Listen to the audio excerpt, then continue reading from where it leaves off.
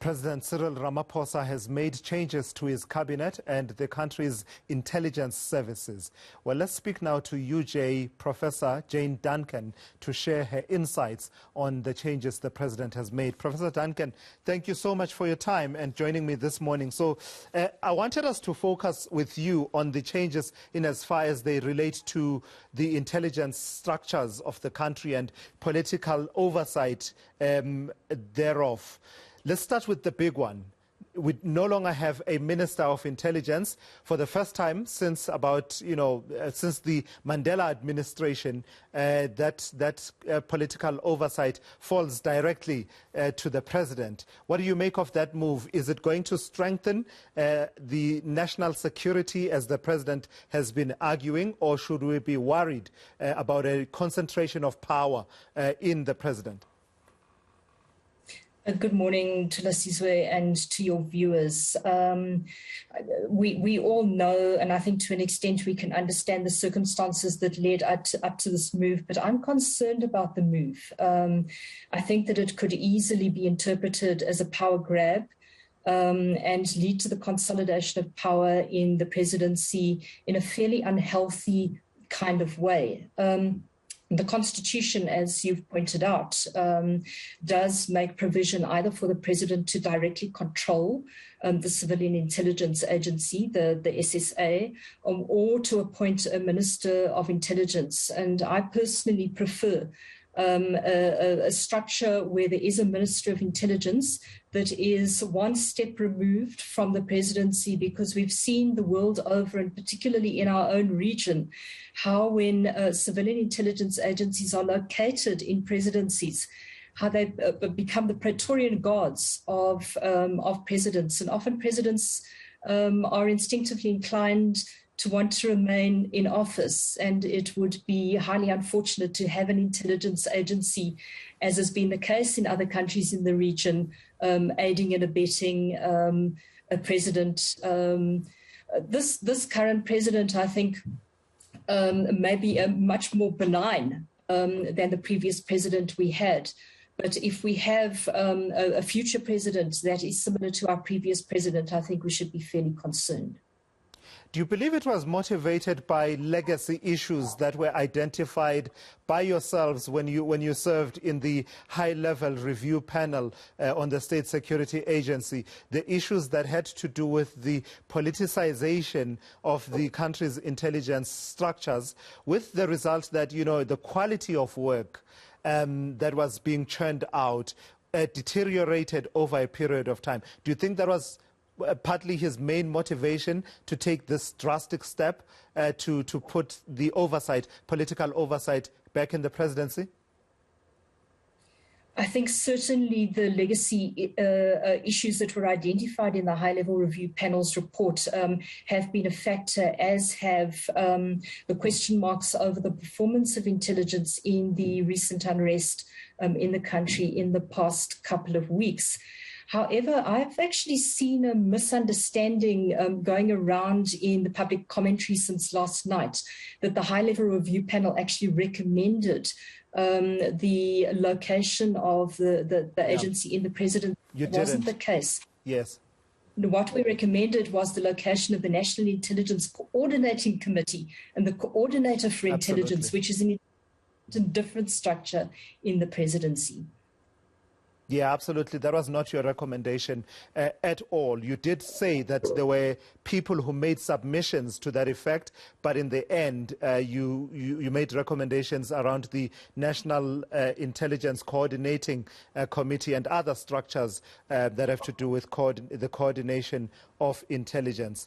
Let's talk then a little bit more about the people that report directly to the president now in the intelligence structures. How important is it then that President Ramaphosa makes a substantive appointment of a Director General of Intelligence? The head of the domestic branch has retired, Advocate Mahlodi Muofie, and the head of the international branch, I believe, is suspended or is not able to perform due to one reason or another at the moment. How important is it now that has been collapsed to the presidency, the political oversight, that he makes appointments that will inspire confidence of technocrats that can be trusted by South Africans? Well, I assume that one of the reasons why the president has been hanging on and not making the necessary appointments is precisely because these seismic shifts were in the works. So hopefully now this will bring a measure of certainty to who can be appointed and on what basis. What's not clear to me, however, is what is going to happen to the recommendation that was made by the high-level review panel to disestablish the State Security Agency and go back to the pre-2009 configuration of having a domestic branch and a foreign branch with two separate directors general. Because one of the problems with the current consolidated arrangement is that it gave rise to a super director general that commanded extraordinary power in the agency and as a result could misuse that power quite easily. No comment has been made about what will happen to that particular recommendation and also whether there's a sunset clause to the SSA moving into the presidency or whether it is envisaged as being a permanent move.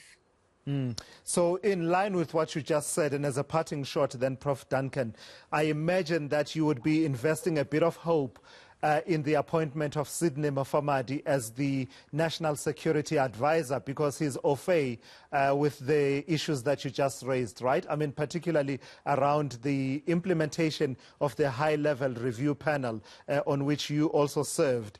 That seemed to be, taking time to get around to implementing those, including that whole issue of reverting to that old structure, but also the appointment of the Director General needing to take on a tone and a style almost akin to the appointment of the NDPP and involving Parliament a little bit more. All of those recommendations, I imagine that you would be investing a bit of hope now that Sidney Mafamadi will be riding shotgun, as it were, with President Ramaphosa there.